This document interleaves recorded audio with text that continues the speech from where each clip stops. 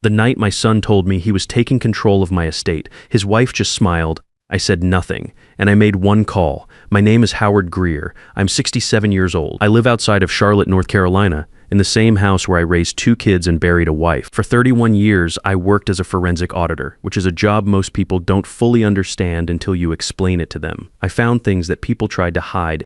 Bank transfers routed through the wrong accounts. Signatures dated before the notary was even hired. Numbers that told one story on the surface and a completely different one underneath. I was patient. I never moved until I had everything in front of me. I never imagined I would need those skills inside my own family. The dinner was Clifford's idea, my son. 38 years old, sharp in the way that men who sell real estate tend to be, always reading the room even when he pretended not to. He called it a family dinner, said it was time to talk about the future. His word, future. I drove out to his place on a Saturday in October. The house was newer than it needed to be, the kind of place that signals success more than it provides comfort. When I walked in, Lorraine was already at the table. She kissed me on the cheek and called me Dad like she always did. Her voice was warm. Her eyes told a different story. We ate. We talked about nothing that mattered. Football, a construction project on the highway, property values in the area. Then Clifford set down his fork, looked at me the way a man looks at someone he has already made a decision about, and said it. Dad, Lorraine, and I have been talking. We think it might be time to get some things organized. Your finances, the house, Beverly's accounts. Beverly, my wife. Gone 2 years now, taken fast by a stroke on a Tuesday morning in February. I still hadn't finished sorting her estate. I knew that. The paperwork sat in a folder on my desk, something I kept meaning to work through and kept finding reasons to postpone. Grief works that way sometimes. You move through the normal things, groceries and yard work and phone calls, but the things that make it official final, those you leave alone as long as you can. Clifford knew about that folder. So did Lorraine, just to protect you.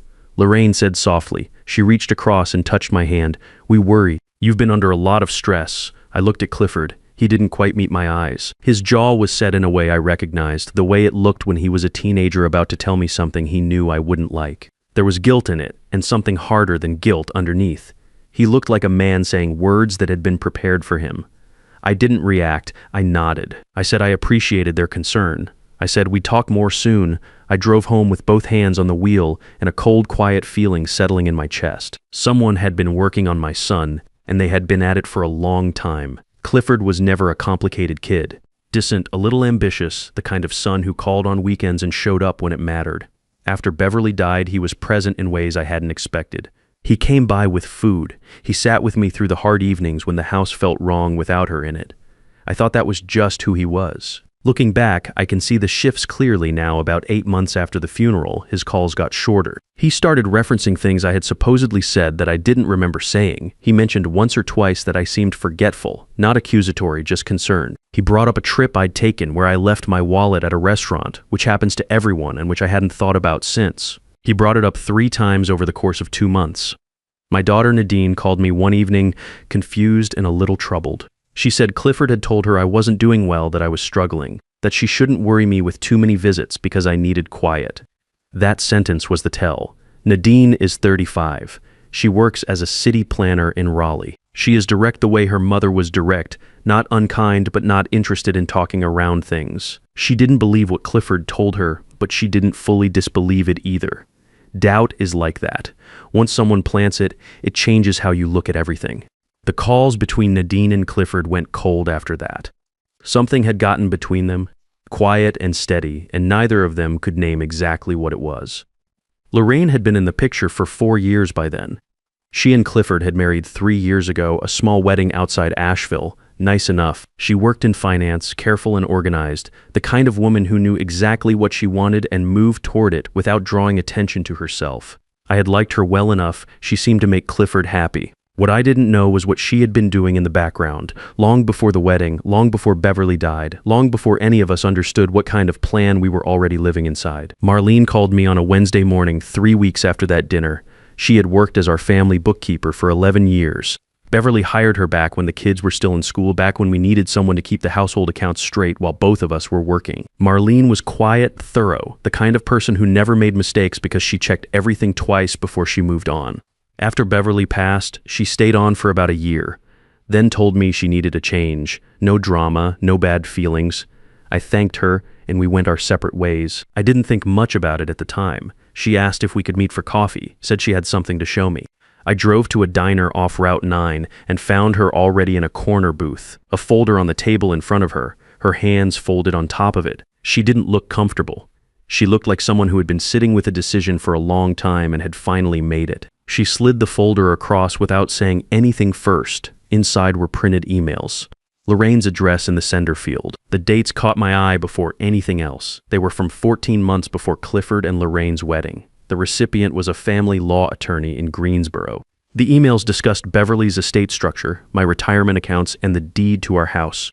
One message asks specifically about the legal process for transferring financial oversight to a spouse's next of kin in cases of diminished capacity. Another asked about the timeline for contesting a will when a surviving spouse had not updated it after a major life event, 14 months before the wedding. Before Clifford had even proposed, I read through everything twice. My hands were steady.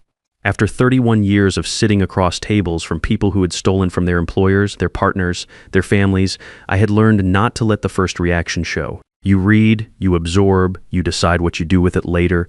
There was more. Marlene had kept records going back nearly 2 years. She had noticed irregularities in the joint account Beverly and I maintained, an account Clifford had been added to as a cosigner after the funeral. It was a practical decision at the time. He was helping me manage some of the bills while I was getting my footing back. The withdrawals she flagged were never large. The biggest single transaction was $2,800. Most were under $1,000. They were spaced out carefully, never frequent enough to look like a pattern unless you were specifically looking for one. Over the period Marlene had tracked, they added up to just over $34,000. She also had a voicemail she had saved to her phone. She played it for me across the table, the volume low. Lorraine's voice, speaking to someone she called her sister. The message was short. She said the paperwork was almost in place. She said Howard was being cooperative, which she clearly hadn't expected. Then she said something I have not forgotten. He won't need to be involved much longer. Once the title transfers, that part is done. Marlene stopped the recording and looked at me. I didn't know what to do when I first started noticing things, she said. I wasn't sure enough, and then I was sure, but I kept thinking maybe I was wrong. I'm sorry it took me this long to come to you. I told her she did the right thing. I told her I would handle it from here. I paid for the coffee and drove home and did not call Clifford. I sat at my desk in the room where Beverly used to read in the evenings, her chair still positioned at the angle she preferred, and I thought carefully about what came next. I had spent 31 years doing exactly this, not reacting, not confronting too early, mapping the shape of something before moving against it. The instinct was still there, clear and steady. First, I needed to understand the full scope. Second, I needed the right legal help. Third, I needed to make sure Clifford didn't know what was coming until it was already in motion. I called Patricia Hale the following morning. She was an estate attorney out of Greensboro, someone a former colleague had mentioned years back as someone you wanted in your corner when things got complicated. I had never had reason to contact her before. I had reason now. I told her everything over the phone. She asked precise questions. She didn't express shock or offer reassurance. She just collected information, which was exactly what I needed from her. We met in her office 2 days later. I brought Marlene's folder, the voicemail recording, and 3 years of financial statements I had pulled together the night before. Patricia reviewed everything methodically, then laid out what she saw. Grounds for an undue influence claim were solid. The financial withdrawals, combined with the emails predating the marriage, pointed toward a coordinated pattern. Depending on what the full bank records showed, financial fraud was also on the table. She asked me how I wanted to proceed. I told her I wanted to recover what had been taken.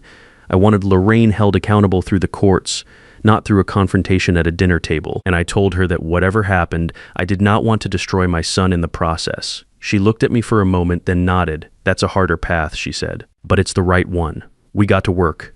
The first thing Patricia told me was to keep everything exactly as it appeared on the surface.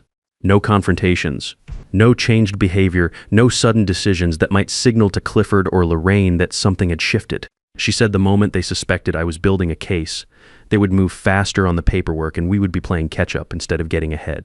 I understood that instinctively, it was the same principle I had applied in every major investigation I had worked. You let people believe they are winning right up until the moment they discover they are not.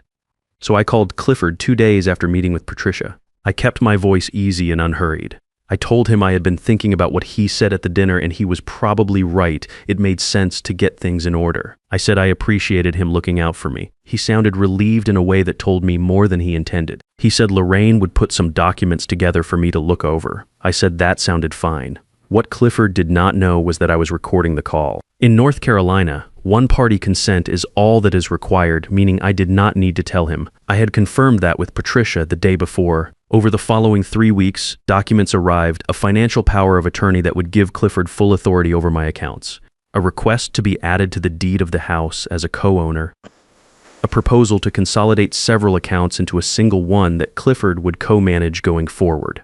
Each document was framed as protective, as sensible planning, as something any responsible family would do for an aging parent.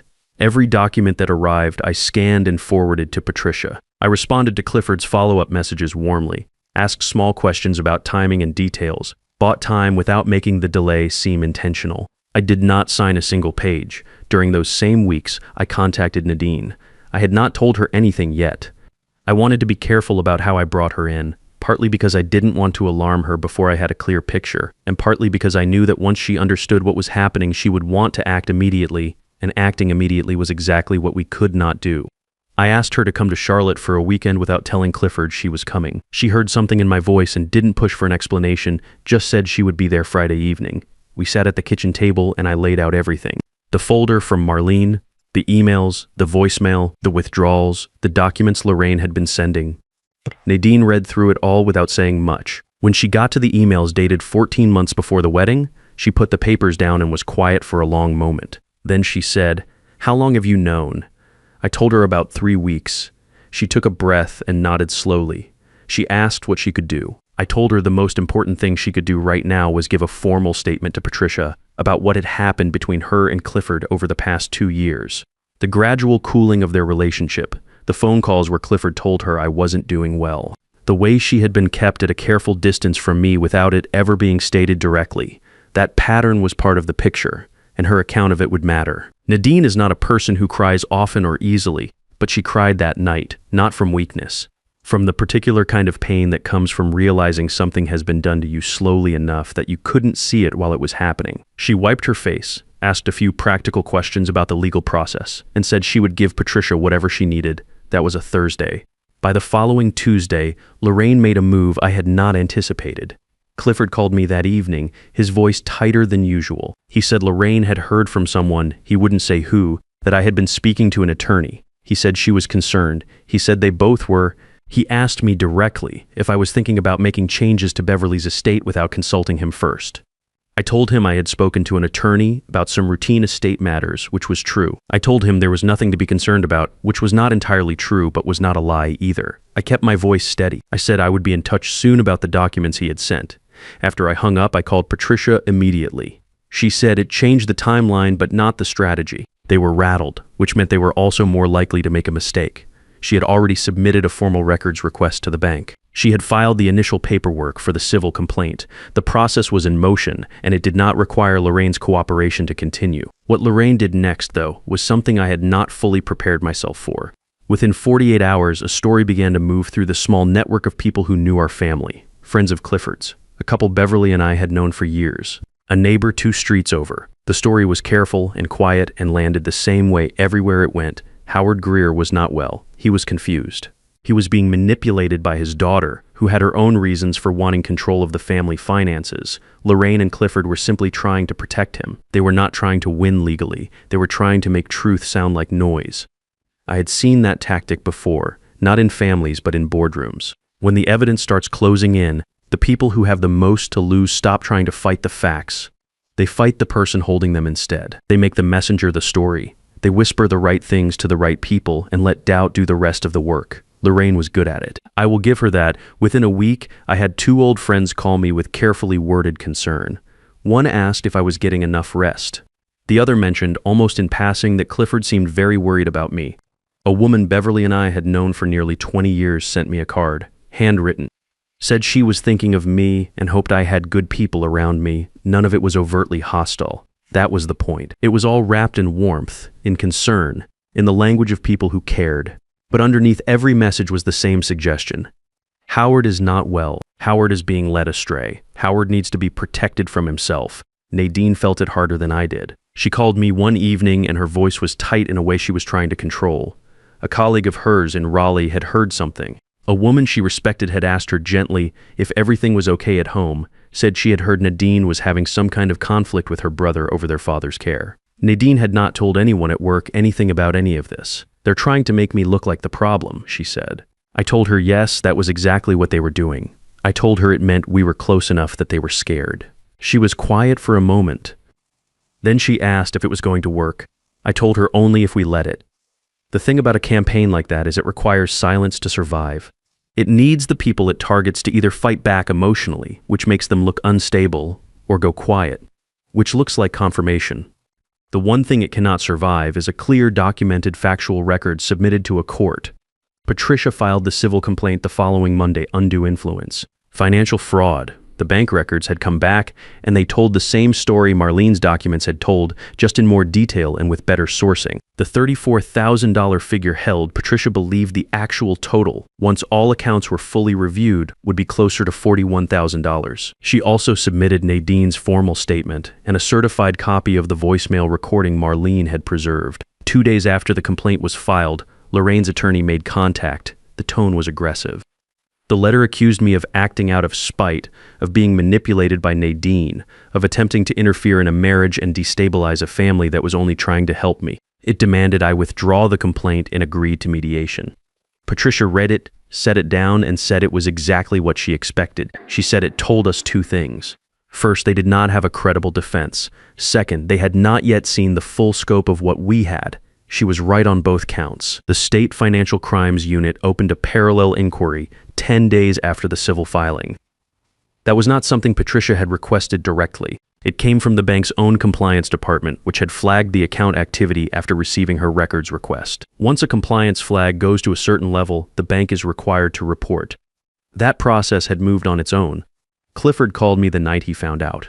His voice was different from any version of it I had heard before. Not angry, not defensive. Quiet in a way that told me something had broken through. He said he needed to see me. I told him to come alone. He showed up at my house the next evening looking like a man who had not slept in several days. He sat in the living room in the same chair where he used to do homework as a kid, the TV off, the house quiet. I put the documents on the coffee table between us and told him to take his time. He read for a long while. When he reached the emails dated 14 months before his wedding, he stopped. He set the papers down carefully, like he was handling something fragile. He stared at the wall for close to 2 minutes without speaking. Then he said quietly, "I didn't know about those. I believed him. Not because I needed to, but because after 31 years of reading people in difficult rooms, I could tell the difference between a man performing shock and a man actually feeling it." I said, "I know you didn't start this, but you were letting it happen." He didn't argue. He looked at the table and nodded once. I told him I had not filed anything that named him as a primary respondent. I told him that was a decision I had made deliberately, and that it could stay that way if he cooperated fully with the investigation. I told him that what I needed from him was not an apology. I needed him to tell the truth to the people asking questions. He looked up at me then. His eyes were the same as they had been when he was a boy trying to tell me something he knew I wouldn't like. That same expression I had seen at the dinner table in October. Guilt and something underneath it. But this time the thing underneath was not resolve, it was relief. We talked for close to 3 hours that night. Clifford told me things I had suspected and things I hadn't. He told me that Lorraine had begun steering his decisions about 18 months into their marriage, so gradually he hadn't noticed it happening. She framed everything as strategy, as protecting what they were building together. When she suggested he be added to my accounts after Beverly died, she told him it was the responsible thing, that I was vulnerable and needed someone watching over things. He believed her because it sounded like care. When she told him Nadine was stirring up trouble, creating conflict where there didn't need to be any, he believed that too. He had been handed a version of his family that made Lorraine the sensible center of it, and he had accepted it without examining it closely enough. He said he was sorry. I told him I heard him. I didn't tell him it was fine, because it wasn't entirely fine, and he didn't need that from me. What he needed was the truth, and the truth was that he had let something happen that he should have questioned sooner. Owning that was part of what came next. I told him his cooperation with the investigation would matter. I told him that being honest with the attorneys and with the Financial Crimes Unit was the most important thing he could do, not for me, but for himself. He nodded and said he understood. He stayed until nearly 10 o'clock. When he left, he stopped at the door and turned back. He looked like he wanted to say something more and couldn't find the right words for it. I told him to drive safe. He nodded and walked out. That was enough for one night. The civil case took 11 months to settle. Lorraine did not contest the core findings. The financial fraud documentation was too thorough, the timeline too clearly established. The $41,000 that Patricia's full review had identified was recovered. The property transfers that had been initiated were reversed. Every document I had been handed to sign went back to being worth nothing. The financial crimes inquiry ran parallel and concluded on its own schedule. I will not go into the details of that outcome, but I will say that Lorraine's professional standing in the finance industry did not survive the process intact. She and Clifford separated 2 months after the civil settlement. He filed for divorce before the year was out. I did not celebrate that. A marriage ending is not a victory. Even when the marriage was built on something rotten, my son had years of his own reckoning ahead of him, and I knew it would not be easy. But Nadine came back. She drove up the weekend after the settlement closed, and we sat on the back porch with coffee and didn't talk about any of it for a while. The neighborhood was quiet. The leaves were coming down off the oak tree Beverly had planted the year we moved in, the one she said would outlast both of us. We just sat there. That was worth more than I know how to say. Clifford comes around now, quietly and without ceremony. We go to dinner sometimes, just the two of us. We talk about football in the neighborhood and nothing in particular. The conversation is not yet easy in the way it used to be, but it is honest, and honest is a better foundation than easy ever was. He is working through what he allowed to happen. That work is his to do.